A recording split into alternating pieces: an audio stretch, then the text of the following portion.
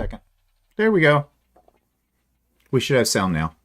I don't. You'll have a little. Just give it a second, people. You forgot to tell me to take it off mute. Well, why should I have to tell you? You Because that was your job. I didn't know That's that your was job. my job. Well, it is your job. I assigned it to you. You didn't do it well, so it should be fine now. I just second. Yep. There we go. We should have sound now. Yeah. Okay. So we're okay now. Everybody should be able to hear us. So hello everybody. Welcome. Ooh, Mel's on. Mel. Anyway, keep going. What? Mel the Art. Oh, we haven't had Mel in quite a long time. Hi, Mel. Well, Diana is here in Evelyn, and Sue from Minnesota, and Teresa from Dorset, UK. Suzanne all the way up there in Kirkland Lake, Ontario, and Barb is here, and Sue Norfleet, sunny and warm in Missouri. Pamela Nesler's here. Sunny and warm here too. Yep. Pamela Nesler's here from Minnesota. Katie Crafts is here. Kathy's here. Kim from Illinois. It's 84 degrees there. Okay, so not sweater weather yet. Nope, that's for sure. Russ is here. Hi, Russ. At least when you get audio. Yeah, it's there now. I forgot to hit the mute button or turn it off. Derek's here. Hi, Derek. Thankfully, Derek says first autumn storms have vanished to leave it warmer today, and my sunflowers have finally bloomed. Oh, okay. I guess the sunflowers over there bloom later than they do here. Anyway, Patsy's here. Mallard as well. Tamela is here. Said to Sue. Oh, Philip is here as well. From Australia. People from all over the world. Everybody's here. Okay, the important people are here anyways. Yeah, it's 26 today, which is 78 Fahrenheit. Why are we all so obsessed with the weather these days? Everybody is. It's like you get into an elevator and everybody's either bitching about the fact that it's too hot or too cold, or it's raining or it's snowing too much. Or Kathy wins the prize, 92 degrees where she is. But Barb wins it for coldest. It's 8 degrees in Calgary.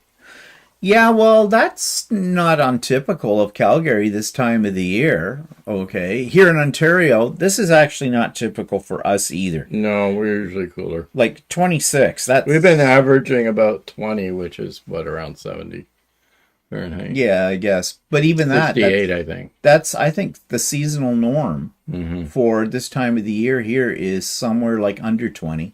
Yeah. And that. But some days have been 15. But then why are we complaining? Because, in another month or two, we'll be complaining about the cold, won't we? Can't keep us happy. So everybody will be going, it's, Mel says it's 6 where she is. But, of course, Mel's over in the Scandinavian countries. Yeah, I can't remember. Was it Sweden, Mel? No, I thought it was like Norway. Or is it Norway? I don't think it was Finland. It was Norway, I think. Okay, well, there's pretty much done them all the those Nordic countries now. Norway, Sweden, Switzerland isn't it? No, Sweden, Finland. Am I missing one? We've been there. I don't think I am. Anyways, Donna Bogart is here. Sweet Granny is here. Denmark, Copenhagen. Denmark, yes, of course, yes. How could we forget Denmark? We were there too. 77 in Western Pennsylvania. Finland, yes, okay. She's Finnish. Finnish. Right. I didn't know she got started. Little joke about Finland there, Mel. Okay, so everybody, we've had the weather report now. So it's, I guess, for most of us, it is warm. Couple of us, it's kind of on the cool side. So, yep. Guess what that's called? Weather. It's not new. Although to hear this year everybody talking about how hot it's been in the whole bit, I don't know. What can you do about it? And I don't even know if it is global warming that's causing this. Maybe it is. I don't know. I'm not saying there's no such thing as global warming. I think there is. Well, I know there is. It's just sometimes you wonder if... I mean, we've only lived life on a certain length of time on the planet. And they've only been measuring weather for about 100 years or so. We don't know what happened to the world before then. So. No, not really. I mean, okay, you've got the geologists or whatever go out and look at the strata and sell you things, but there's been more carbon units on the planet. True. This. Yes, more. And they've all moved over here into Ontario, apparently, with that. But that's a story for another day. Mel says Finland, as far as I know. Okay. Well, anyway, so a few things. It's been a fairly productive week for me. I don't know about Walter. Have you done anything exciting this week? No. But here, I'll show you what I have been working on. I'm going to talk about all these things in more detail on the Idiot Quilter. I'm just giving you a little click here. And before anybody says, oh, you put it together wrong, one of the turkeys is upside down. It's supposed to be. It's a table runner. It depends on what side table you're sitting on. You get to see it. I thought it was just kind of fun. Actually, these were supposed to be placemats, but I thought it would make a neat table runner just by putting two placemats together. So that's what I did. And this one I finished yesterday morning before we went off to the shop hop, which we'll be talking a little bit more about in a moment. This was a pattern, and I believe it was Stephanie who put me onto this one. And yeah, there were some problems with this. I made it work. But why is it I always get the bloody patterns that have errors in them? And somebody out there is going to say, it's not the pattern, it's you. It's user error. You suck. Yeah, well, if you say that, I say you suck. But no, I figured it out. But I'm going to talk about that too in more detail because I had a conversation online with somebody who represented the company. A live conversation. And she was pretty much in denial about it, that's for sure. But there were some mathematical things here that just didn't add up. But I figured it out, and it worked out okay. So, and actually the quilting on this is little gnomes as well, with snowflakes and stuff. If you look at it sideways, you can kind of make them out. But as I said, an Idiot Quilter next week, I'm going to talk about the little problem with this. This one, this is just the top, and I've got it now. Since I took this picture, I actually got it quilted as well. The only thing it's lacking now is the borders, or not the borders, the binding for it. So I'll finish that up probably sometime tomorrow, and then I'll put it up. You'll probably see the finished version of it on Tuesday. But as I said, I've got it already quilted. But this was a kit that I bought. Remember that kit that I said from the Yay Old fabric shop?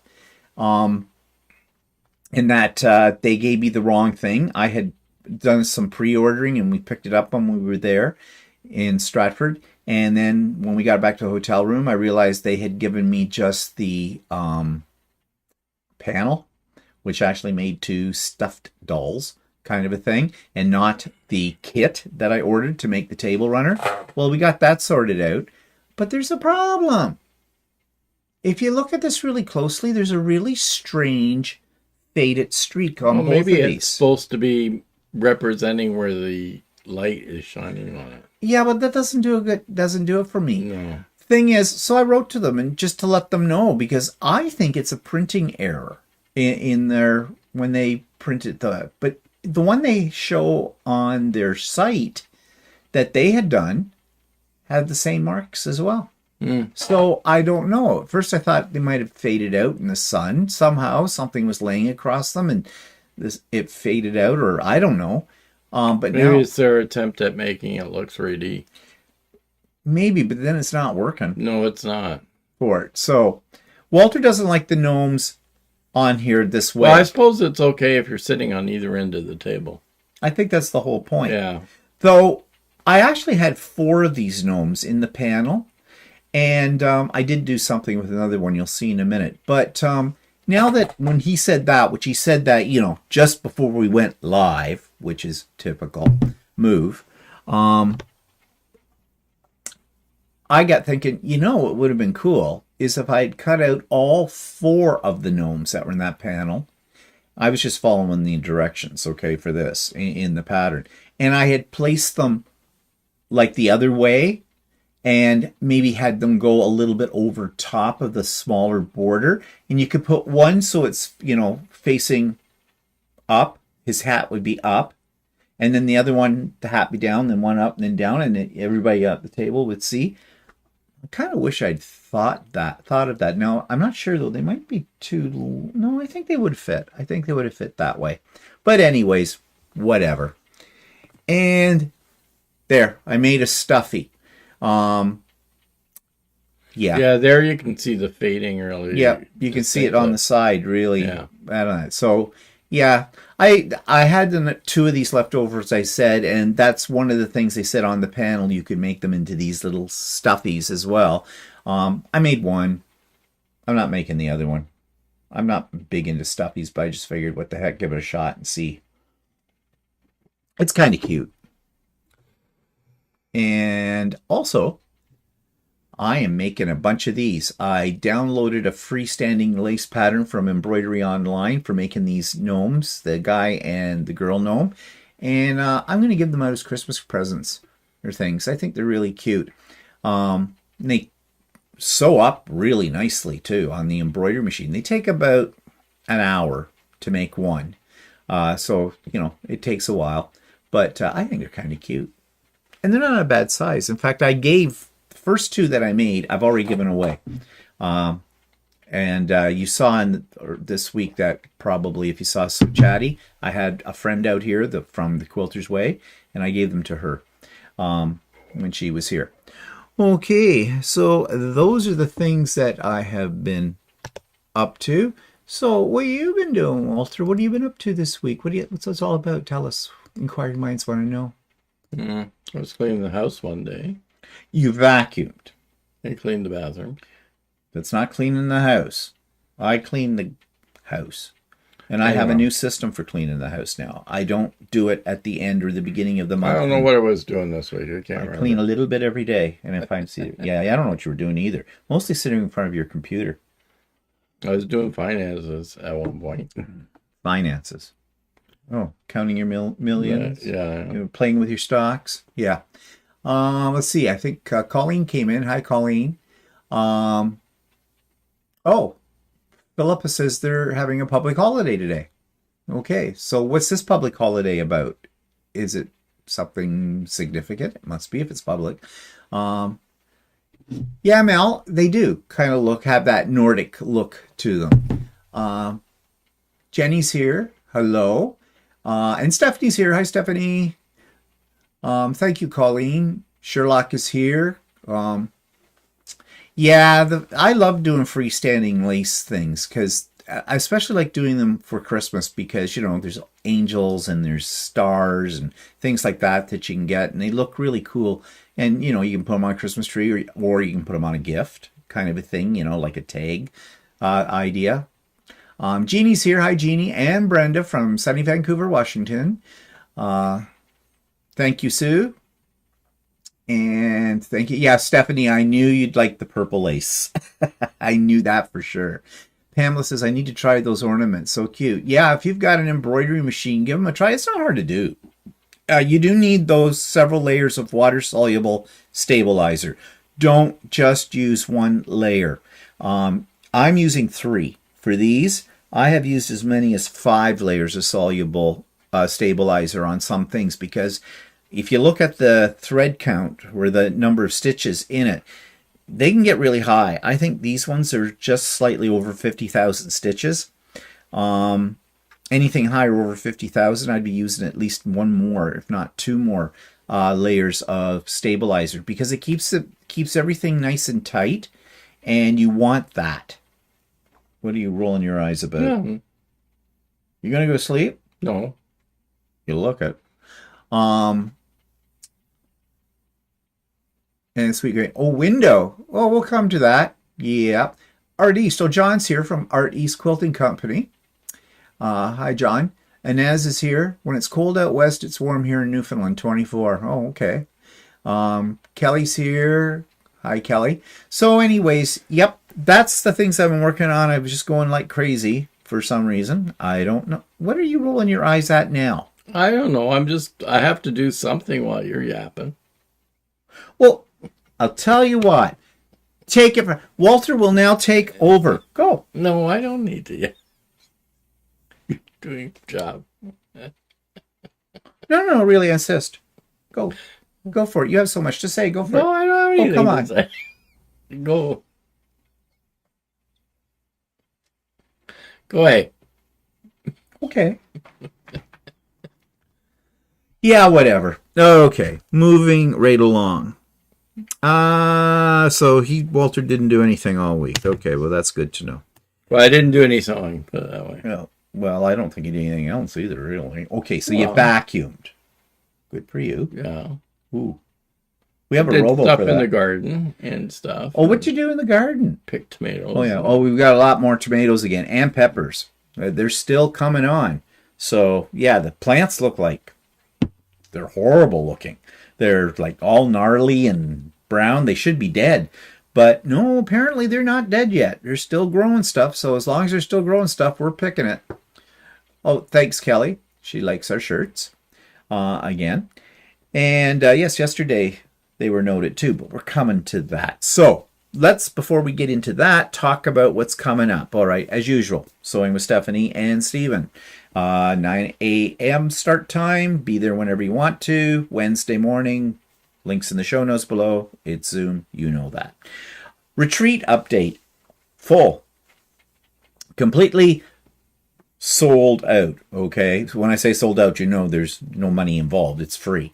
So I've started a waiting list. And so, you know, if you were thinking about coming, you couldn't make up your mind, and now you feel disappointed that you didn't get on, send me an email. I'll put you on the wait list, because there will be some people drop out over the next little while. There always is, because their plans change, right?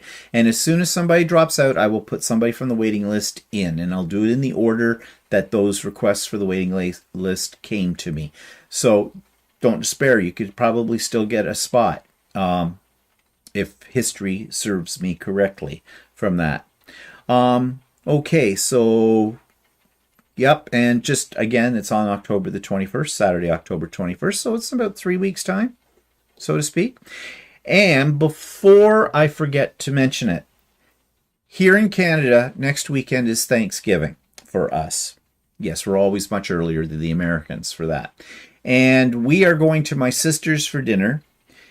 And I think she wants us there around 5 o'clock. So that means we have to change our time for for Stephen and Walter Live next week. Instead of being on at 4, we're going to be on at 3. Just for next week only. So, yeah, if you come at 4 o'clock, we've already done an hour of it. And we might have to stop a little bit earlier, too. We'll see how that goes. She doesn't live that far away. But I think she wants us there for about 5 o'clock. So anyways, so live will be 1 hour earlier, 3 o'clock Eastern Standard Time. Okay, so we had a guest, and you probably have already seen the video. It was our So Chatty this week. It was Kim Jameson-Hurst from the Quilter's Way. You've heard me talk about the Quilter's Way many, many times before. I've belonged to Quilter's Way since its inception. It's something I quite enjoy. I've learned a lot of things by being on that group, made a lot of friends on there too, and we talked extensively about it because, well, I said to Kim when she was here, I said, Kim, she does a YouTube channel called Chatterbox Quilts. She puts up short videos. They're all very professionally done. And they don't really show you who she is. So I told her, I said, your personality doesn't come out, Kim. And Kim's a hoot and a half, okay? And I believe that if you're going to run a company, especially one that's an online company, people need to get to know you, get to know your personality, especially when you're coming into something where you're going to be paying money. You want to make sure that the person that's doing it is not just there to take your dollars and leave you high and dry. And we know there's a lot of sites out there like that, right? So I said to her, why don't we do a video? I will interview you. I said, in a relaxed atmosphere, and you just be you while we're doing it. And we'll talk about the Quilter's Way and everything and give people details. Now what? No, go ahead. You're making all these faces. See, people have me paranoid about that because they're always telling me, oh, it was so funny when Walter... No, actually, it wasn't a reaction to you. Oh, what was the reaction to? Nothing. We'll talk later. Fine. Whatever. You can jump in here too and add. Oh yeah, you missed the interview. While I was interviewing I watched Kim, it yesterday. You forced me to watch it yesterday on YouTube. Oh, too bad, because you and Gary should have been in it. Gary is Kim's husband, and he's her technical person for it all. Well, Gary doesn't like to be on camera, so he and Walter, while I started the interview with Kim, go downstairs here and talked about cars or something. Yeah, I think you were both pissing in the wind, but I don't know. Yeah, very supportive. In fact, Kim and I could have done a whole thing about that, what it's like to work with our husbands on things. And then there'd be some... Well, I don't have to be here. You can do this by yourself. Yeah, right. Bite me. You like to be on here because people say nice things about you, which I've never figured out why. Anyways, it was really a fun time with Kim. They came here. It was originally scheduled as a meet and greet, which I knew that's not how it was going to happen because there's only about 2 people in Ontario that belong to the group. The majority of the group are Americans. And they weren't coming up here. Yeah, so I'm not exactly sure why we did a meet and greet. I don't know. Maybe Kim needed an excuse to see us, but she didn't need an excuse. I would have invited her anyways. Yeah. I knew she was coming out here, so she doesn't come out to Ontario that often. So of course she always gets an invite to our place with it. So anyways, we sat around. We did the interview, as you see or saw, and ate and drank. And what time did they leave? About 9 o'clock? 8 o'clock? Something like that. Around 9, I think. Yeah, they were here from about 3 until then. We just always have a good time when they're here. And so, yeah. But I wanted to capture what she's like, and I think I did. I think the video really showed her personality and that. And that's the way it operates on the Quilter's Way as well. So, you might want to consider joining up with it. We're hilarious according to Sherlock. Stephanie's in tears. Let's see. Derek says, I've been struggling to get any sewing done too. Work-life balance still eludes me, and I'd also like a cleaner for my house. My cleaning mojo also seems to have vanished. We used to have a housekeeper. When we were working, we did. Because the one thing I hated was coming home and from school, and I was not in the mood to clean house. So that left a Saturday, and you'd spend half a Saturday cleaning your house, and I hated doing that as well. So it was worth having the cleaning lady, and she wasn't that expensive. But the problem is that when we were both retired, we didn't like being here when she was cleaning, so we would go out for the day. And sometimes she still wasn't finished cleaning by the time we came back. No. So we, because she arrived at different times in the day. We never knew when she was going to arrive. So that became a little bit of a nuisance. And then the pandemic hit, and we couldn't actually go out anywhere. So we stopped her. Well, at first, we thought the pandemic might have been only a short period. And so we told her that we didn't really want her to come over when we were... Yeah, well, we were isolating like everybody else. Like everybody else. Yeah. So, but we never ended up inviting her. We never invited her back. And you know something? I think she was happy about that because we'd had her for... a long time, and 20 years. I don't think she started off as a house cleaner, and I think she switched to industrial cleaning. Yeah, she ran a business. And so she only had a handful of customers that were still houses. Ours was one of them. So in fact, I think we might have been the only one by the... So she was probably happy that she can focus her business on industrial cleaning. So anyways, and so we took it over ourselves, and as I said... I don't like house cleaning, but I do like a dirty house. And we're not pigs. There's only one room that's a pigsty, and that's Walter's sewing room. No, it's just that I've got a lot of fabric all over the place. It's piled high. Yeah, put it that way. Well, it's not like your place isn't piled high. It isn't. Everything has its place. It's in its spot. It's always very neat. It's in boxes piled high. I guess your definition of piled high is very different from my definition of piled high. Yeah. I could see my floor. Can you say the same? I don't know. I can't see your floor underneath all your boxes. What boxes? These cabinets. These are called cabinets. Yeah, okay, so what's your point? You're an a-hole. Yeah, I know you are. All right, go away. You know you are, but what am I? You know you are, but what am I? Yeah, I know you are, but what am I? Yeah. Anyways, so we do it ourselves. In fact, got into a lot of trouble with that. Just after when I retired, and I retired before Walter did, a couple of years before he did. And so when people heard I still had a cleaning lady, they said, well, you're retired. You could be doing it yourself. And I said, why? I don't want to do it myself. So, but now I do. But now I find that if I break it all down into I have a little chart. And if I've got a few minutes or something between things, I just get out the duster and I'll dust that room. And I'll vacuum that room. And when I say vacuum it, I mean robo it. Because that's what technology is for. Yeah, but then I took out the big monster vacuum this week and sucked it real good. Okay, I'm not even going near that. Yeah. So, yeah, and of course, every morning when I get up and I'm making my coffee, I wipe down the kitchen counter and everything. And then Walter promptly comes in and messes it all up and destroys it. I mean, I love it when he makes pie, because I love pie. I like it when it's done, and because I'm cleaning up glue for 3 days later when he makes pastry. That's not true. It is so. It is not. Flour and water make glue.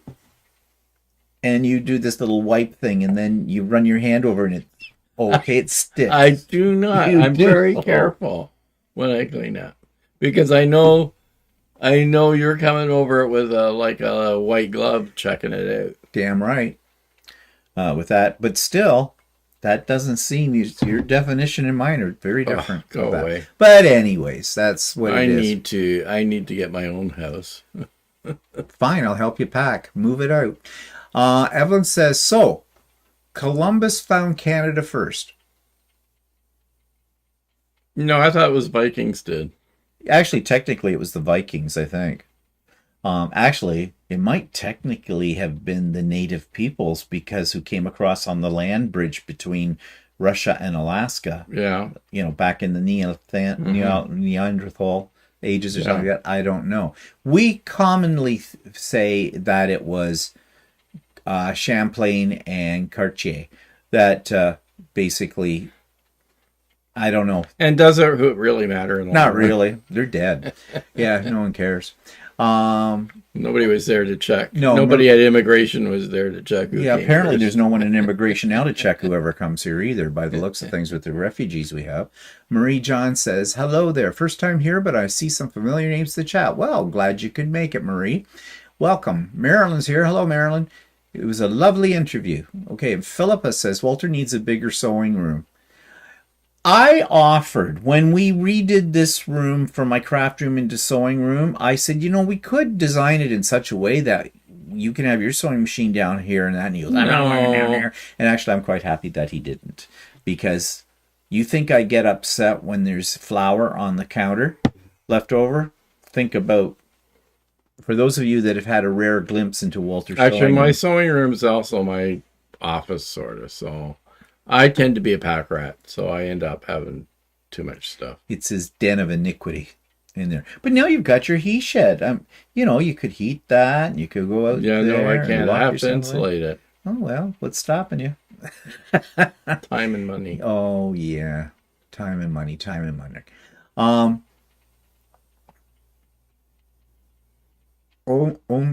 OMG? Walter? Oh my God. Oh, okay. Got it. I don't know. Short forms I never get. So anyways. He just asked me yesterday, what does IDK stand for? And I said, I don't know. And he said, yeah, but what does IDK stand for? I said, I don't know. Oh, it's like, where's the any key on your keyboard, right? Yeah. Oh, Colleen's here with Colleen is our resident Canadian historian on here. So Colleen says John Cabot was the first Italian, not Columbus, to visit the First Nations. Oh, okay. You know, we learned some of that stuff in high school at one time. No, we learned it in elementary school. Yeah, that's right. When we did explorers. And what do we remember about elementary school? Nothing.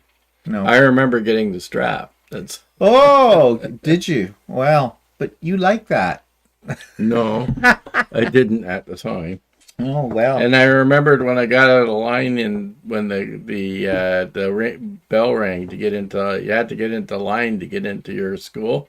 And when I got out of the line, the teacher would grab me by the ear and pull me back in. Oh, the good old days of when you could actually there was corporal punishment in school, right? Yeah. Okay, Deb. Don't egg them on. Okay. So anyways, we had Kim here and Gary, and that was fun and nice and thing. They're still out here. I'm not sure when they go back to Calgary. They came out here to go to her brother's wedding, and her brother actually lives here in the same town as we do, and they're staying here in his house while they're here. So the big thing we did was, before we get to that, you probably have seen the video on Stephanie's channel, my channel, on Shannon's from Slay Art's channel, and on Sean's, the guy who sews. We are doing what we call the 4S Club collab. 4S. Okay, make sure we get that. It's 4S. And you probably saw the video now where each of us have selected 3 potential patterns for a project we're going to do. We're not doing the same project each, but we are collaborating with each other, and there'll be a video or 2 where we all 4 of us will come together and sew together and talk about how things are going and that. But your job right now, if you haven't seen the video, is to go to, after you've seen the video, go to the community tab on each one of our channels, and you will find the 3 patterns that each one of us have selected. You pick the one you think we should do, and we'll go with the highest number, and that will be the pattern that each one of us, it'll be a different pattern for each one of us that we will do. Do you understand what I'm talking about? It sounds very confusing when I explain it, but I know. No, I'm not listening. He keeps himself amused, which is a really good thing. You know, you can just sit him in a corner with a cookie and a blankie, and he's fine. Yeah. Or put him in the cat carrier if he fit. So yeah, that's there. It's all explained, and I know a lot of you have already voted. It looks for mine like the Scrappy Cats and the Foxes by Elizabeth Hartman are neck and neck with each other. So we'll see how that all comes out. Okay, so any comments here? Quilting with Stevia at the time. So you like the strap now? Actually, I don't know if I like the strap now. I haven't done that. Something new to try. I'll beat you. But I prefer using a baseball bat with spikes in it. I just find I like the sound of it going bang, bang. Yeah. Ron's here. Hi, Ron. You remind me of Oscar and Felix from The Odd Couple.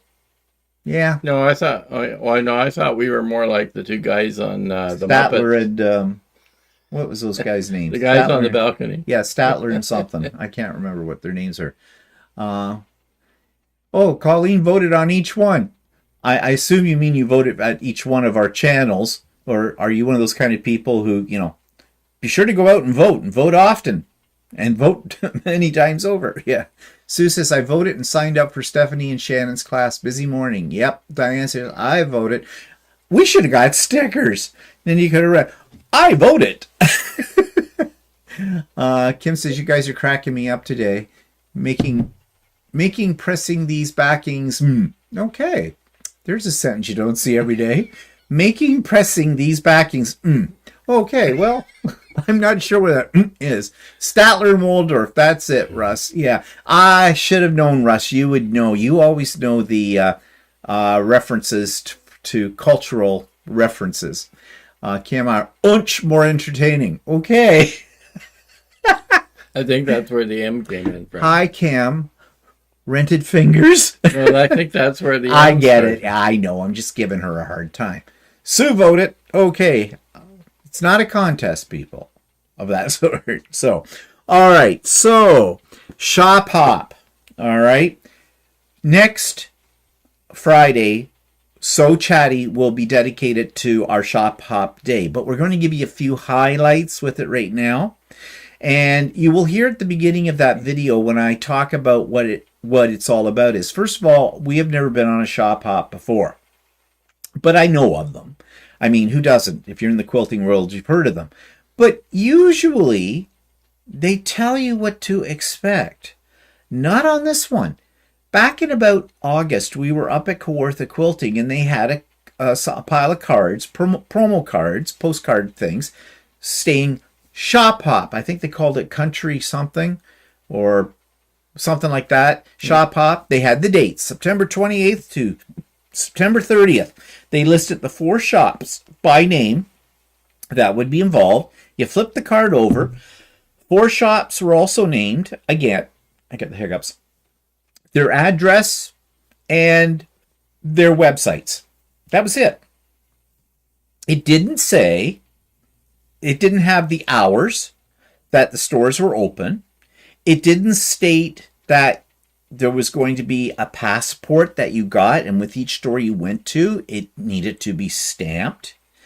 It didn't say what kind of incentive there was to be part of the shop hop, like were you going to get some sort of discount on stuff? Was there some kind of prize involved for doing all the shops? What? Nothing. That was it. So, you know me, I have to know. So, not only that, we went on the websites, right? Yeah. We went on all their websites, and there was no mention of the shop hop. So you couldn't get any information by going to their websites. Yeah. So I happened to come across, Quilter Quilting usually does every week a live video, which usually gets posted up on YouTube. And they usually talk about what's coming up as terms of like new products, what's on sale, if there's any sales, stuff like that. So I thought, oh, they put one up this past Wednesday. I'll check that out. Maybe they'll talk about it. Well, they did. And actually, I have that little clip in So Chatty next week, so you'll see it. But that's where I learned that they were going to have 10% off, at least at their store, 10% off cut fabric on the bolt kind of a thing. There would be, I don't know if they say anything about any sales items. Wasn't there something about 5 at 4? Or... Oh, yeah, there were. You could buy 5 fat quarters for $20, so that makes them $4 a piece. And there was a quilt pattern. So when you came into the store and when you were checking out, they would give you a piece of this pattern for a quilt. Now, they showed the quilt that they had done. And all of the stores were involved in making this one quilt. And each store had designed a block for the quilt. So you would get the instructions for the block for that particular store. So by the time you were done, you would have 4 blocks. Now the quilt they were showing consisted of 9 blocks, and they look like spools, kind of a thing, with a block in the center of each spool. So what they said was you made 2 blocks from each one of these patterns, so that would give you 8. And then at the last store you went to, they would give you the last block, the 5th block that goes in the center, plus the assembly instructions for putting the whole quilt together. Okay, sounds like fun. The quilt is okay. It's a quick little deal, you know. It's not too complicated and whatnot. So I thought, well, that's going to be fun. Get that as well. And then they said there was going to be a draw. So you went and you got your passport stamped at each store you went to, and then at the last store you were at, if you had all 4 stamps, you handed in your passport. There's a place on it to put your name, your telephone number, and your email address, and it would go into a big draw. And there was something about $100 gift certificate It sounded like there might have been that from each store, or there was a $50 one as second price. That was unclear. Right? That was kind of unclear in what they were saying. But so there was more here than just, hey, come to our store kind of a thing. So I thought, well, we'll give this a try. Well, didn't they also say that you could download the passport from their stores? From the sites. From all the sites or whatever. Mm-hmm. Well, nobody had anything posted about the Shop Hop on any of the sites. So later on, Steve had contacted wrote back to Quilter and said, well, I can't find the link on your site for this passport. Well, they hadn't put it up. No, so Zach sent it to me, and so I was able to print out my own passport. Now, we did find out as we were traveling to each store did have some of those passports already printed, and they would give you one if you didn't have one. Yeah, well, now one problem with the passports was that when he printed it, it had all the store hours on it, but it only had the store hours for what they are open during the week. We happen to know that Quilter Quilting closes early on Saturdays. So it closes at 1. It opens at 10 and it closes at 1 on Saturdays. Yeah, so we were going, well, the only day that we could really go was on Saturday. And by the time we got to Quilter Quilting, they'd be shut. Yeah, because these stores are not next to each other, okay? They're in different little towns. And they're about, well, Walter worked out a route. We planned it according to what the store hours were that they seemed to be advertising on their websites. So we went to the one that was the furthest one away first, and we planned to be there right when they opened up. And then from there, we would travel to the other ones, and we would end up at Quilter Quilting. Now, I did write to Quilter Quilting and said, okay, if you're having the shop hop on the Saturday, are you going to extend your hours that day? Because the other stores, according to their hours, their regular hours, are open longer than you are, and it's going to make it really difficult. And I don't know if they had thought about that, but then the answer came back and says, oh yeah, we're going to extend it till 3. And then they eventually posted that as a banner across their front page on, their website. But things weren't jiving with what was in the passport, because when I printed out the passport, it was still different. So they were open till like 4 o'clock. Yeah. And they didn't really have they had the weekday hours, but they didn't really have the Saturday hours. So it was difficult for people that they may say, oh yeah, 10 to 4, and they assume that includes Saturdays. So then they go out shopping around, and then they'd get ticked off when they find out that they can't. Yeah, like they'd be standing out there and the store's closed kind of a thing. And it's, like I said, it isn't a long drive, but it's a bit of a piece. Well, actually, to get to the first store, we had to drive about an hour to get there. Yeah. And then the next store after that was about 15 minutes, and then the third store was 15 minutes, and the fourth store was about another half hour to get there. So we plotted this all out, and there were 2 out of the 4 stores that we had never been to before. In fact, didn't really even know that they existed. One that we went to, we had to start going down a dirt road. Yeah. And I said, this doesn't look right. But anyway, we only had to go about 300 meters into the dirt road. And this is where it was supposed to be. And it was a farm. And there was no sign outside that said that there was a fabric store there. But there was a big building that had sort of a quilting symbol on the top. It had like one of those barn, what do they call it, barn quilt thing, So we said, okay, that must be it, right? But I mean, they could have had a little bit more. It could have been a little bit more visible. Well, they could have had a sign out. Yeah, I know. Right by the road, because this is back in, not really far in. I mean, we went to a quilt store that was on a farm in Vancouver area. Yeah. But they had great big signs all over the place to indicate that there was a quilt store there. So. Yeah. But this one, and I looked for it, I did not see a big sign saying bolts and bobbins. It just had a little sign that said this was this family that was living there. Yeah. So there wasn't even anything on the building except for this barn quilt thing.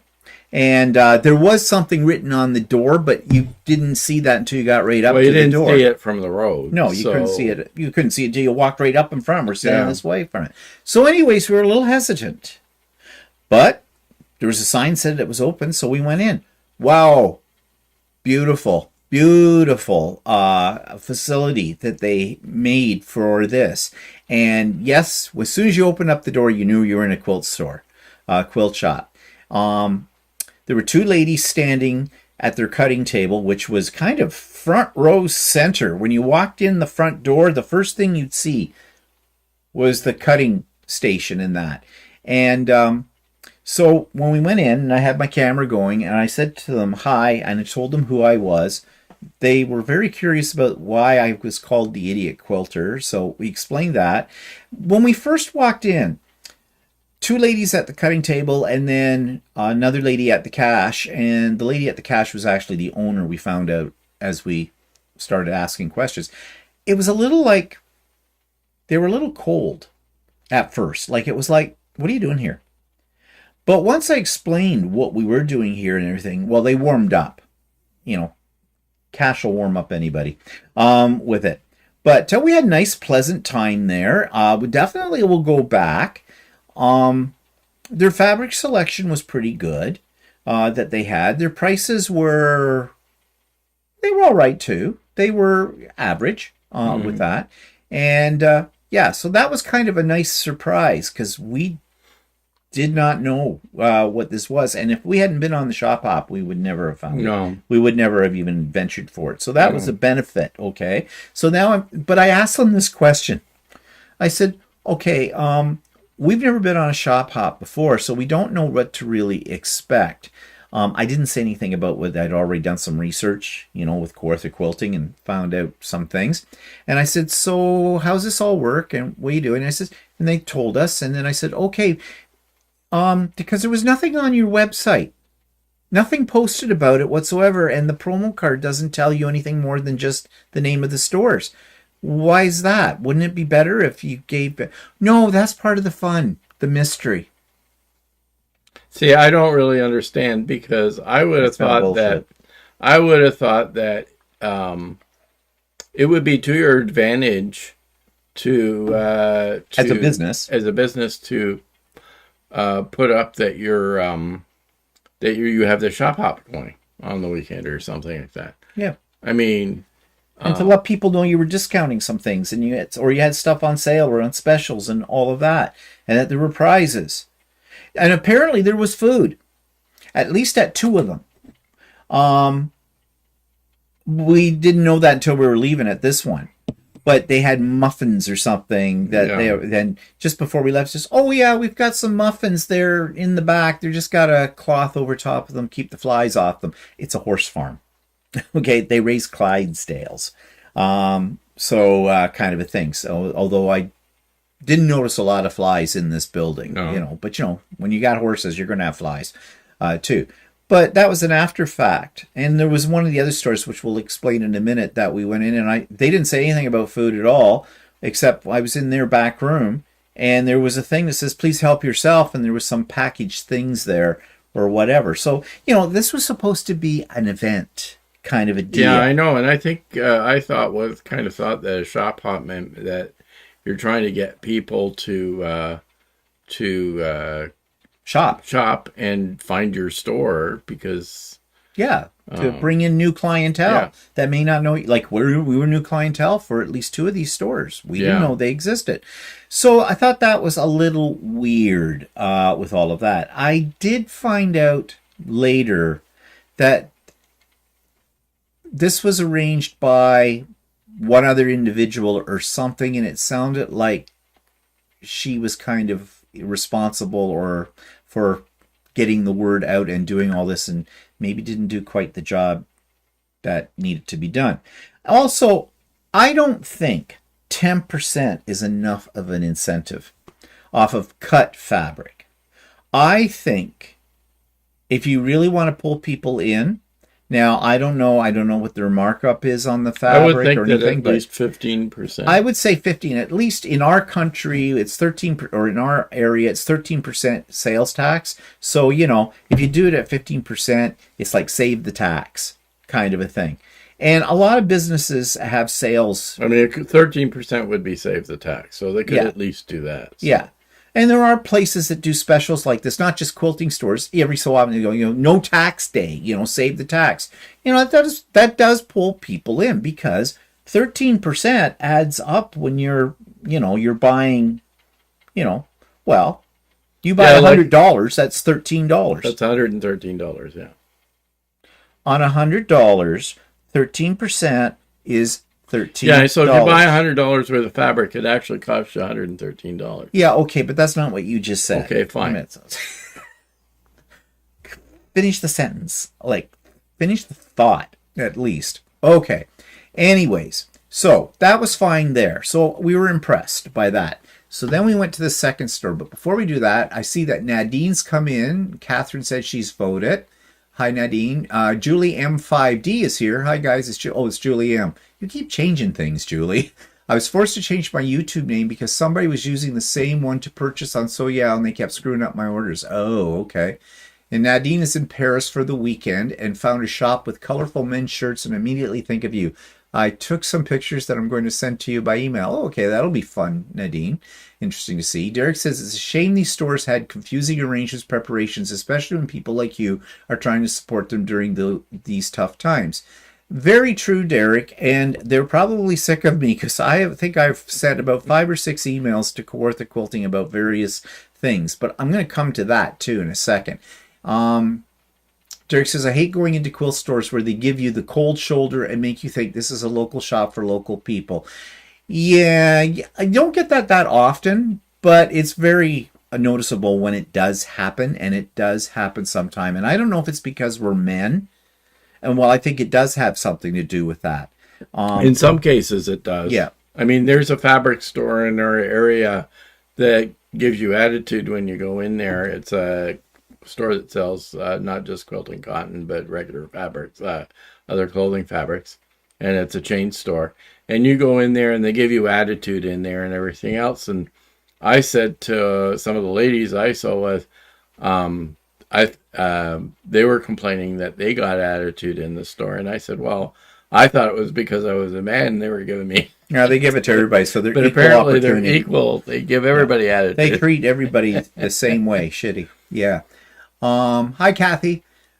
Katie says, I did my first shop hop this year, had fun collecting the panels and bonus projects from the various shops. I'd only been to 3 of the 12 shops before the hop. Yeah, it is fun. I kind of enjoyed the day. It was kind of nice to drive around. And it was a beautiful day. Driving around for a purpose, I guess. Yeah. Barb says, Alberta doesn't have provincial tax. We only pay 5% GST. Yeah, we know that. Alberta's been like that for years. It's because of all that oil money, I guess. Or whatever. You guys are lucky. Janet is here. Hi, Janet. Hi, sorry I'm so late. Well, what are we going to do with you, Janet? You come late. Well, we'll have to whip you with a wet noodle. Yeah. So anyways, the second store we went to was not quite as far away, well, in comparison to this other one. But if you didn't know, if we didn't have the GPS on, we probably would have driven right by it because it looked like a junkyard. Outside, there were old vehicles piled up out in the backyard of this house. Then there was sort of this gravelly lot, and there was this shack. That's what it was called. It was called, the store wasn't called this, but it was called Fabric Shack. That's the plaque on it, and it looked kind of a little decrepit. And I'm thinking, whoa, okay. But they did have some bolts of fabric on sale outside. In fact, I bought some of them because it was Sugar Skulls, and it was by Timeless Treasures, and they had about 3 or 4 bolts of this stuff, $5 a meter. And I went, I don't know what I'm going to do with it, but I kind of like the look of it, and I love Timeless Treasures fabric, so I immediately latched onto those. But we walked into the store, really small, and kind of like a rabbit's warren, but tons of fabric and tons of wide backs. I have not seen so many wide backs in one place ever. And they were good prices. In most cases, they were good prices for the wide back fabric. Well, I bought. You showed me one, and I thought that was. There was one bolt that was $15 a meter. $15 a meter for wide back, 108-inch wide back quilting cotton for that. I pay $30 a meter here at my local store. So I always buy 3 meters of wide back, so it's $90 it costs me. This cost me half that. And they had other bolts that were $18 and some that were $22. And I think the highest I saw was $25. Yeah. Which all are cheaper than most places. Now, I would have liked to have spent more time there if we weren't on sort of a time schedule to get to all 4. And there was a few people in there, and this place was really, really small. So you really got, I almost was feeling it wasn't, it had lots and lots of fabric. Yeah. It was a small place, but it was, but they had squeezed a lot of fabric into a small location. And I noticed some of their bolts of fabric were quite reasonable priced. Yeah. Much less than what the average price was. So. Yeah. So, anyways, I got that fabric. I bought some fat quarters. I had those on sales too. Oh, and plus I got 10% off on that price for the wide back as well. And oh wow. Yeah, I didn't get 10% off on the well, I might not have gotten 10% off on that wide back as I think about it now, because it might have been considered sale on that, because it was marked down. So maybe I didn't. But the lady who was cutting my fabric for me, first of all, when I came in with the bolts, I guess she was the owner, I found out later. She was all excited about this. And this is really $5 a meter. And she's, yeah, I'm trying to get rid of it. Yeah, great. I think she thought that I was going to take everything that was on the bolt. Well, no. But this other lady that was cutting for me was starting to count it all off. She said, well, that's 5.5. And I said, I don't want 5.5 meters. I said, I just want 2 meters of each, please. And it turned out she was the sister of the owner, and she was out visiting her because she lives in Saskatchewan, and she runs a store out of her house in Saskatchewan. People just call her up and say, are you home? And she'll say, yeah, I'm here. So they'll come over and buy fabric. But she also runs quilting retreats all the time as well. So that's her business. But she was out here visiting. So we had a nice little chat while she was cutting my fabric. With it all, but they were so nice in there too. She had another lady that was working for her as well, and there might have been another one, I don't know. They were really, really friendly and very accommodating. So I want to go back there during the week. Now they're not open every day. They're open Wednesdays to Saturdays. Sound like Wednesdays sometimes. Usually Thursday to Saturday. She says, but you can give us a call if you want to come up on one day or something. She says, I'm here, no problem. Okay. So she says, I just live next door. It's my house. She's into cars, into old cars and fixing things up like that. So that's why it looked like there were a lot of old cars around. Yeah. And all that kind of stuff. So quite a character, but very, very nice. So I want to go up there and just purposely go up. And they didn't give us attitude. No, they didn't give us any attitude. Well, the other store was only for a couple of seconds. Yeah, I know. And then they warmed up. But I want to go up there and shop their wide back, because they had a lot to choose from. And I would have spent more time, but we were on a time thing. So those were 2 little gems of places that if we hadn't done the shop hop, we would not have known about at all. So the third place we went to is in a much bigger town called Lindsay. We've been to this store before. It's called Appleseed Quilting Works. They tend to be a little higher end as far as their prices are concerned. It's a very, very nice store. It's a fairly large store, and they have a really good selection of fabrics as well. Now, when we walked in to the first 2 stores, they asked us, are you here on the shop hop or something? Well, in the first store I actually said before they even asked. When we went to Appleseed, they didn't really ask. We just walked in. Now, there was a number of people there lined up to cash out. And they, I mean, maybe that was that they were just busy kind of a thing when we came in. Also, the owner was there and she recognized us because I had talked to her before, and I did do a video on their store actually when we visited it back, when was that, last year at some point in time. And so I knew that they had a room at the back where they had a lot of sales stuff. So I went back there to take a look. But they had this line of fabric, batiks, and I don't know who it's by, and I don't know what it's called because there isn't any salvage on batiks, and they didn't have it listed, but they were pretty, very pretty, and you'll see them in the video on Tuesday. They were very vivid colors. I wonder if they're the Tonga ones or something. Maybe. I don't know. They had just got them in. And actually, most of their fabric there runs about $21.99 a meter. This wasn't. This was listed as $17.49, and I would have expected, being batiks, batiks usually are a little bit more expensive than regular quilting cotton, but no, this wasn't. So I got 2 meters of each. I think I bought 16 meters of that, and I did buy a few. Did I buy some fat quarters there? No, I didn't. That's all I bought, I think. Didn't I? I think that's all you bought. I had a kit in my hand that I saw that looked kind of interesting, but I put it back because then I got thinking, I don't know. It had a panel in it. It looked kind of Art Deco-ish, and I like the look of Art Deco, but then I thought, do I need another kit? I've still got ones that are years old that I haven't opened. So anyways, and then we talked to them for a moment or two, and we filled out each one of the places we filled out for the contest, and they stamped our little card. We had lunch in Lindsay, and she let us know. She says, okay, if you're on your way from here, this is the only area where you can get anything to eat, which is right, because the other places were in small little hick villas that, basically the only thing that's there is a population of 3 and a tumbleweed going down the street. But we knew that. So we did go to Tim Hortons, the most disorganized and slow Tim Hortons I've ever been into my life. Oh my God. Forever. I thought it was never going to happen. And we weren't ordering anything too elaborate. We were just having a bowl of chili.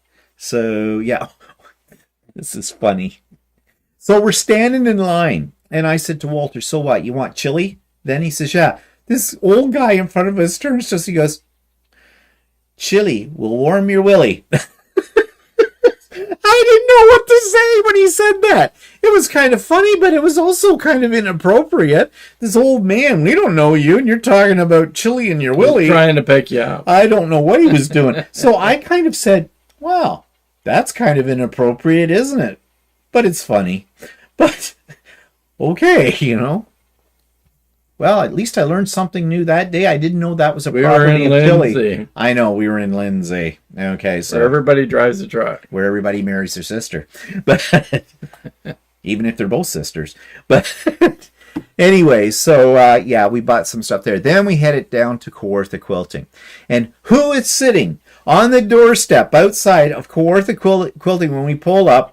Gary, as in the husband to Kim that was at our place. We had the interview on Friday. Yeah, they were there shopping too. But they had just gotten started. That was their first stop. And that by that time it was like, what, after 1? That was slightly after 1. After 1, that. So I said to her, well, if you're going to go to those other ones that are on there, you're going to be booting it to get there before they close if you want time to look around. I don't know if they I'll have to ask her when I talk to her next if she got to those ones or not. But anyways, we got in there, and my goal there was they had a sale on AccuQuilt dies. If you bought one at regular price, the second AccuQuilt die was 44% off, and you took 44% off the one that was the lesser value. And I've had my eye on a while for on the Tree of Life die. It's a bob.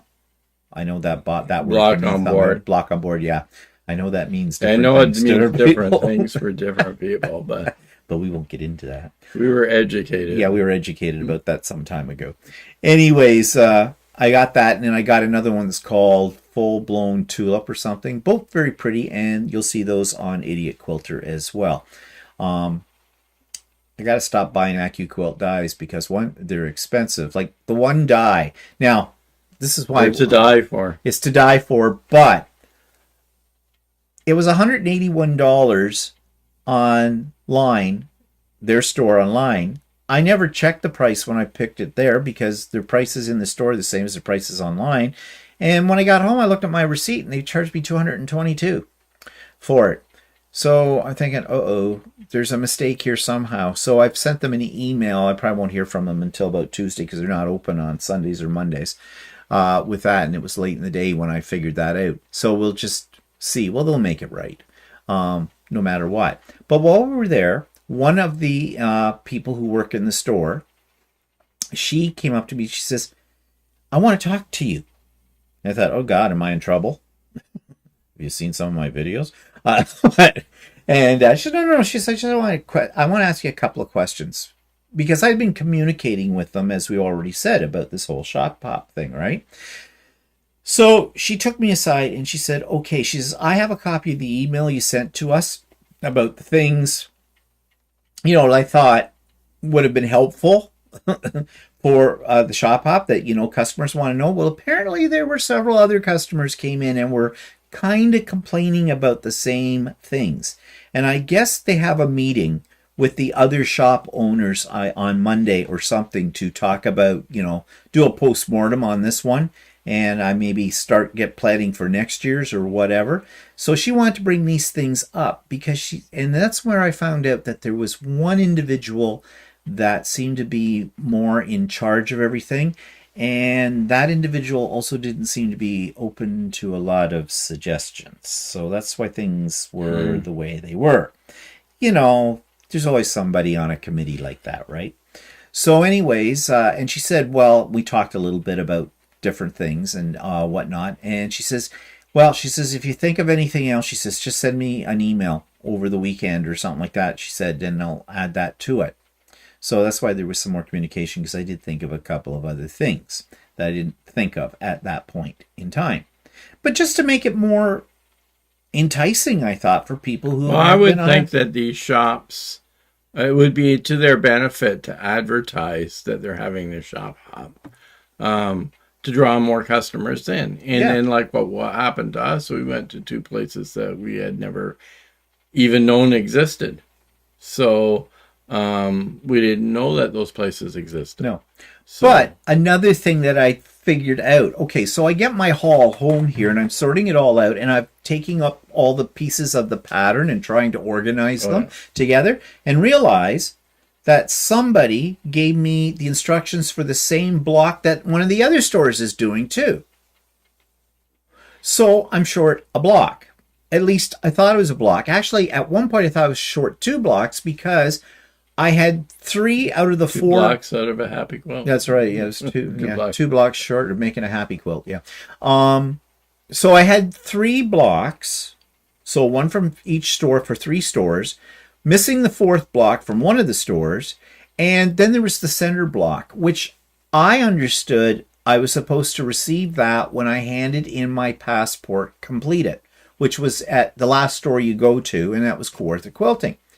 And I didn't check when the person ringing my stuff in and she stuck everything in my bag and everything. I didn't think to look at it because I just figured, this is what they're doing. Well, I'm missing that. So I write to Quilter Quilting and say, okay, your block that you're doing is the same block that I got the instructions for at Bolts and Bobbins.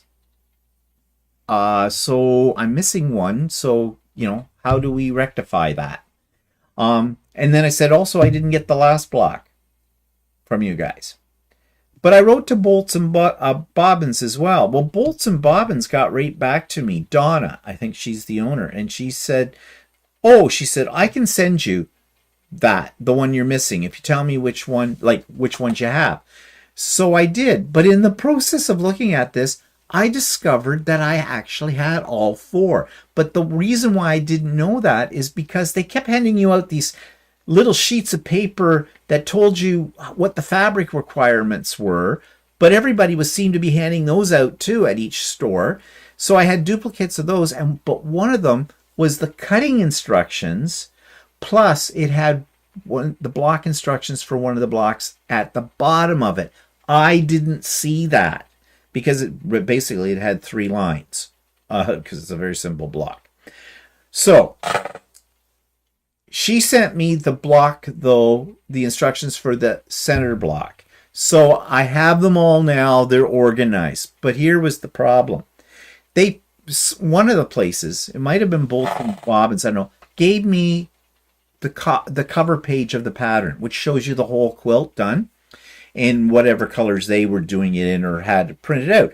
Problem was, when you looked at the block patterns, they were totally different colors than what was in this other on the cover page. So you're trying to match up because the pictures of each block were about this big on the cover page, and there's 9 of them. And you're trying to figure out, because you couldn't see clearly, most of them are made up with half square triangles, and they were stars. So a couple of them are different stars. So the two of us had to stand there and try and figure out that one? Which blocks were which. And it was really confusing. Yeah. So I made that as a suggestion that, if you're going to give out pieces to a pattern, then maybe the pieces that are for each block should be in the same colors as the one on the master page, on the cover page as well.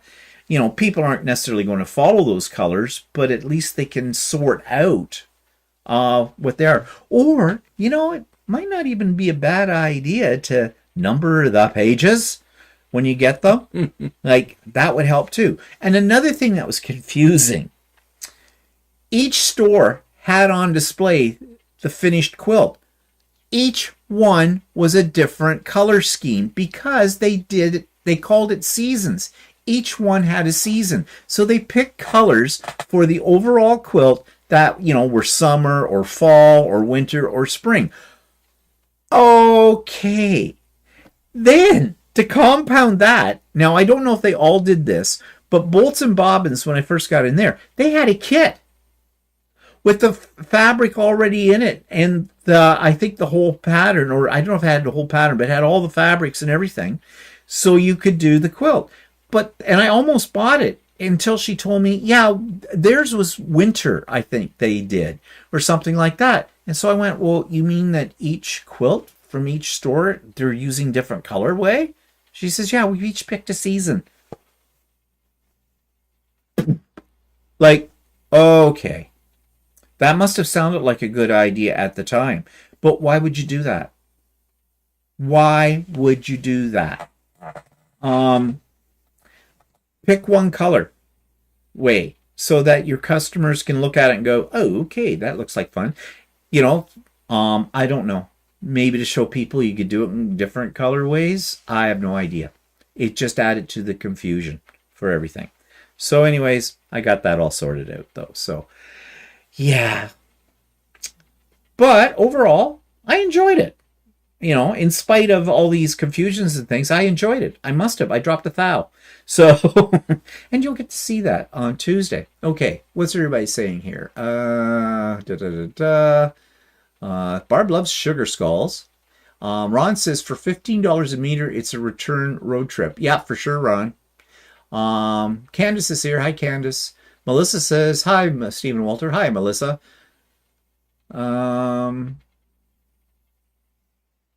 Thanks, Melissa. Melissa says, that's how the shop hop works here as well. So you mean you don't know what it's all about? It's a mystery? I don't like mysteries.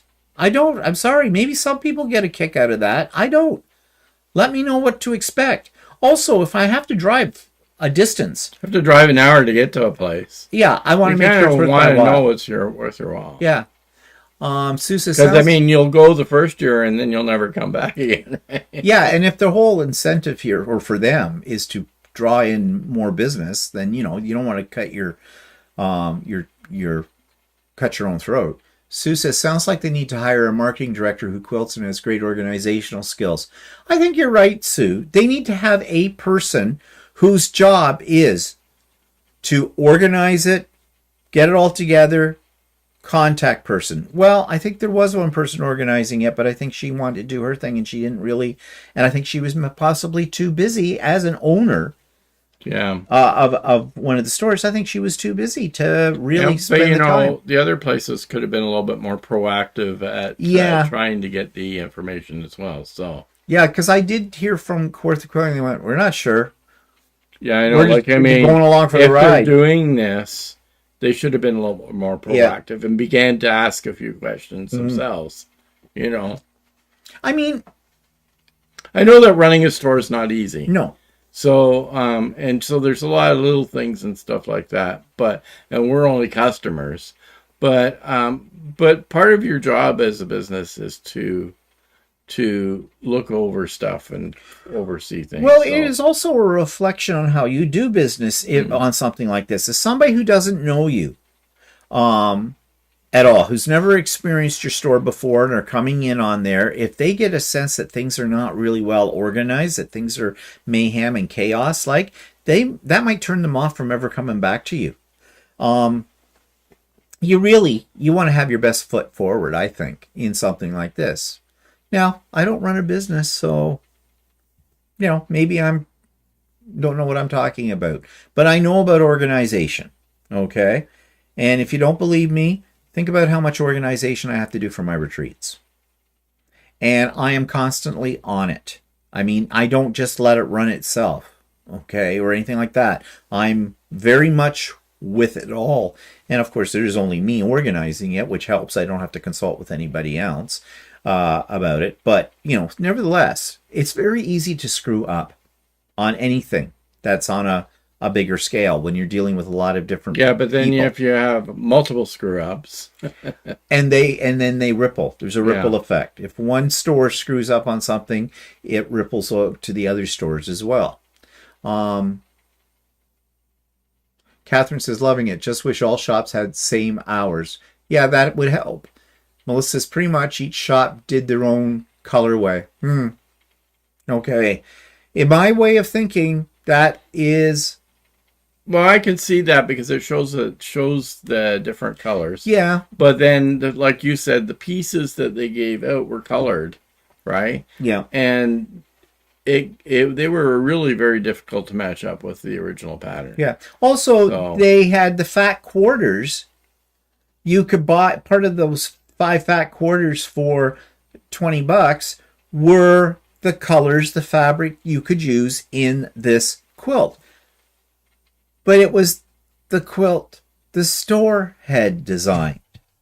In my way of thinking, okay, maybe I'm wrong about this, but if I was planning this as like what quilt they're going to do, it looked to me like they were doing a quilt that was a sampler.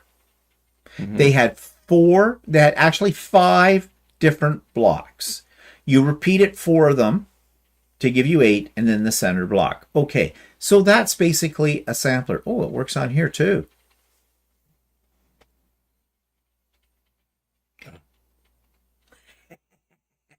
This is something new. I love it. It's not going to do this one. Anyways, I digress. That one was supposed to do lasers. Anyways, this is something new on the Max with this when you do a live. Okay, so what I would have done was I would have done it scrappy in a sampler. Of course, if you want to sell fabric, I suppose. But I don't know. It was very, very confusing. I think there would have been an easier way to keep it organized. Okay, get my bubble. Poke. Okay. Isn't that fun? Okay, so anyways, yeah. I did not have a bad experience. I didn't want to, when I went into the store, sound like I was being a negative Nelly in there or anything like that with it. But I had certain things that, I wanted to ask, and I did, and I got sort of answers for it. So, yeah. So maybe next year it'll be even better. It'll be a little bit more organized, maybe after all of this, and we shall see. But like I said, we found 2 new stores that we did not know, and I will be going back to them at some point in time, for sure. Okay, so did you enjoy the day? You didn't buy much. What did you buy? I bought 2 colors of fabric. Actually, at the last store, I was looking for something unique that really kind of stuck out at me, but I didn't really see anything in the first 3 stores that were that unique that I really needed to have. And it wasn't until we hit Quilter Quilting. One fabric I had looked at before that they still had, and another fabric was a new fabric. So, well, you didn't spend what I spent then. No, but I'm still, as you've been complaining about my messy room, I just added another 2 pieces of fabric that I have to figure out what to do with. So what you're saying is it's my fault your room is messy because I make you buy fabric. You know what I say to that? That doesn't work. That one doesn't work on here. No. I don't know why. That works. Okay. Rain on your parade. Anyways, okay, we have some comments here very quickly that came from the videos this past week. Lisa Marie wants to know, she says, "Hi, Stephen, I hear you chatting about Invisifil thread. Can you give us more information about that? It sounds really neat, like you said, and it's nice because if you're not a perfect sewer, it hides your stitches." Well, basically, that's it. Invisifil is by Wonderfil. It is a thread that is very fine, very strong, and if you get, it comes in various colors, but it'll blend in very well with whatever you're sewing. I use the one that's the lightest color. Don't ask me what it's called. I don't know. And I use it when I bind because you can't see the stitching like you can see it. It's not completely invisible. You can see it, but it's not very obvious. You really have to study it. So, if you go a little crooked or whatever, it works very well with that. And I use it really with applique too. In fact, the table runner with the big gnomes I showed you, I appliqued those using the Invisifil. You can see it, but it's not really obvious. And it's really good when you've got an applique that might be in several different colors. And you're always looking for, well, what color will go with them all so it doesn't stand out and whatnot, because you don't want to be changing your thread color, like do 2 inches of sewing, change the color, do 2 inches of sewing, change the color. So it works really well with that. It should be available at any quilt store. Somebody asked this, Jeannie actually, Jeannie who's here. Do you ever get tucks on the back of quilts you quilt on the long arm? Not usually. Here's why. There's a lot of tension on your backing fabric when you put it on, unlike when you're putting underneath your domestic needle. So you're basically sort of stretching out the backing fabric, so any little wrinkles that are flattened out. Now, you probably should, and most people do, but I'm not most people, iron your backing fabric. I don't. Because 3 meters at 108 wide is really hard to iron, because you don't have a surface usually big enough for all of that. But I will iron it if it's really, really badly wrinkled. But as I said, the wrinkles just sort of smooth out when you're mounting it onto the bars of the long arm. And yeah, I don't really. Now, if you don't have your quilt at the right tightness, you can get a little wrinkle. But generally, I think it's only ever happened to me maybe once, and that was in the early stages of this. And yeah, so the answer to that is no, I don't get tucks. This one's about fabric flaws. In the video last week when I showed you the back of the Halloween quilt, and I said there was an imperfection in the fabric, and really you wouldn't notice it unless it's pointed out to you. But who was it? It was Carol Sews said, "I try to cut around fabric flaws when I can. When I can't avoid them or I find them too late, colored Sharpies are my best friend. I have a variety of colors that seem to work with a lot of fabric colors." Yeah, I'm not so sure about colored Sharpies because they're alcohol based. There's a solvent based marker, and if you're not careful, they could go right through to the other side of your quilt, and then you've got a problem. But what I have found, and I have used this before, is fabric markers. They seem to work, and they're usually don't wash out or anything like that. So I have, in a few cases, touched up my fabric with those, or I've actually done it where my stitching for some reason went a little weird, and it was a light colored thread, and it was really noticeable. So I just touch it up with the color that's closest to the fabric color. Keeping you up, are we? Yes, we Almost are. done. Almost done. Really? Yeah. Okay. Once again, pick a finger. Suggestion.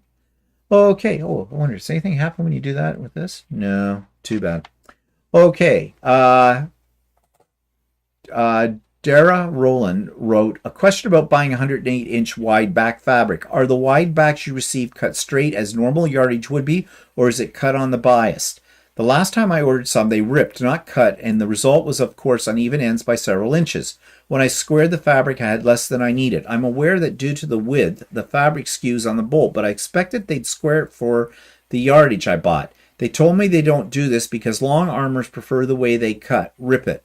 I am not a long armor. I don't take my quilts to a long armor, and their comments make no sense to me. Okay, a lot of things happening in this. First of all, the whole ripping thing. I do not, my fabric store, my quilting store does not rip fabric. They cut it. Quilting cotton. Not quilting cotton. Now, I know with garment fabric in some cases. Yeah, I don't know which ones, but there are certain types of garment fabrics that are, they need to be ripped to be cut properly. But I'm not sure what ones they are. Like a lot of times it's like thin scarfing type material or something like that they recommend to rip. That. But I'm not sure. I'm not a pro at that, so I have no idea. But I know that quilting cotton isn't something that's normally ripped. I don't know when she said that the store told them that long arm quilters prefer to have it ripped. That's news to me. I don't. I want it cut. I mean, usually stores will cut with a rotary cutter, or there are some stores, older stores that will cut fabric with scissors. So. Yeah, but they're the ones without electricity and have an outhouse. But yeah, kind of a thing. Yeah, but, well, how does that make any difference? Rotary cutters aren't electric. A rotary cutter cuts straighter. Because I know, but rotary cutters are not electric. So what? I know that you missed it. Never mind. Rain on you. Yeah, have fun with that. But anyway, so I don't know. Maybe some of the other long arm quilters out there will know. Now, having said that, I do rip it if I've got the quilt isn't as big as the amount of fabric I have laid out on Lucy, so I want to shorten it. I will put a little nick in it at the selvage, and I will rip it because it's very long. Okay, very long. And I don't care at that point because that whole part is going to be cut off because that's part of the 4 to 5 inches or so you leave on, on either edge of the batting, like in the backing. What I'm saying is you usually have 5 or 6 inches I do extra on each side of the quilt, okay, to accommodate your quilting. Okay, so that gets all cut off anyways. But I do not want it ripped when I'm buying it in the store because what she said, it could go really uneven kind of a thing. And then you're screwed up. The Forest Dweller Table Runner, that was the one with the gnomes and the trees that I just finished. It was from Block Party, and Melissa on here, she said she purchased that one, the gnome table runner and the turkey table runner as well. Be sure to tune into Idiot Quilter on Tuesday, and you might want to hold off working on it until then because there is a problem with the measurements, and I'm going to explain that on Tuesday with it. It's a minor problem, but it makes a difference. Well, no, it's actually a major problem in one of the rows. Christine says, definitely embroider in for that. Definitely embroider in the form that frame. Can't wait to see your creation. Can machine, okay, forget whatever that was supposed to mean. Can a machine embroidered piece be made to look like cross stitch? That's the thing. Yes. But not, you have to have one that is intended to look like cross stitch. Yeah, you have to buy a pattern that is for cross stitch. You just can't push a button on the machine and it's going to take any pattern and make it look like a cross stitch. Right. But there are many, many patterns, files that you can buy from any of the major online embroidery machine embroidery stores. Why are you trying to cheat and make it look like you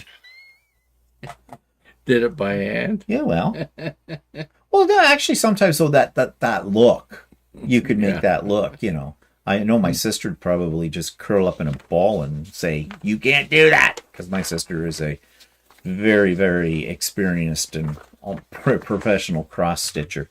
She's angry about it every day. Anyway, so let's just get back here. Stephanie won't shop at a store if they rip fabric. Well, no, somebody says something. Kim R says the ripping is to do with straight of grain on a wide back. Never really heard about that. Okay. Oh, my quilt shop rips wide back only to straighten it as it is not straight on the bolt. That doesn't make sense. I still don't understand that, Kim. I'm sorry. I'm sure it makes sense somehow, but I just don't get it because, all right, if it's not straight on the bolt, that's fine. But when you roll it off the bolt, in my mind, I'm thinking you have a cutting mat, you have a ruler, you have a rotary cutter. You would be taking the fold and putting it along the line of the mat and making sure, you know, and then you would be straightening it when you cut it, like you do when you get fabric at home and you want a straight edge and square it. You square up the fabric. I would think that that's what they would do as well. I don't know how ripping would... I don't know how ripping would do that. Would solve that problem. Because, yes, it would go along with the grain, right? No, it goes against the grain because doesn't the grain of the fabric run parallel to the selvage? So if you're... Yeah. Now I'm getting mathematically confused in here. Not sure about that. Something I may have to... I know that at our quilt store, Shirley, the owner, would have a conniption fit if any of her staff ripped the fabric. She doesn't allow that. Melissa says, I had some Tula sketchbook ripped and I lost 2 inches. Okay. Yes, wide backs when wound on the bolt, things go wonky. That's why they rip. Okay, I'm not getting it. I'm not getting it. I understand about wonky on the bolt. I'm not getting how ripping it makes it straight. I'm not sure. Maybe they have a YouTube video on that. Maybe they do. I may have to explore this idea more. I'm sorry. I'm just a little dense on it. I'm not saying you're wrong. I'm just saying this is news to me. This is news to me. And I'm thinking, okay, doesn't the grain of the fabric run parallel to the selvage? So if your selvage is up here at the top, like when I put my wide back onto my long arm, I put the selvage at the top and at the bottom. So if the grain of the fabric runs parallel to the selvage, but if I rip it opposite of that, I rip it perpendicular to the selvage, won't that make it go jagged? Because it's not like if you ripped it along the selvage, it probably would come out straight. Okay, so I understand. To make it straight of grain, you have to make it straight on the long arm. So they're obviously ripping from selvage. So I don't know how that works.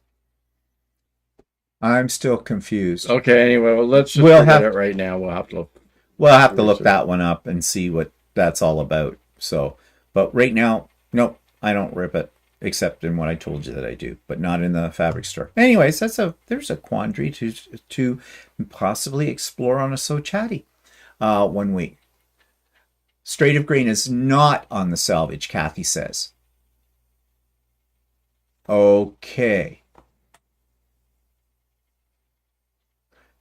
Then if that's the case, I get it.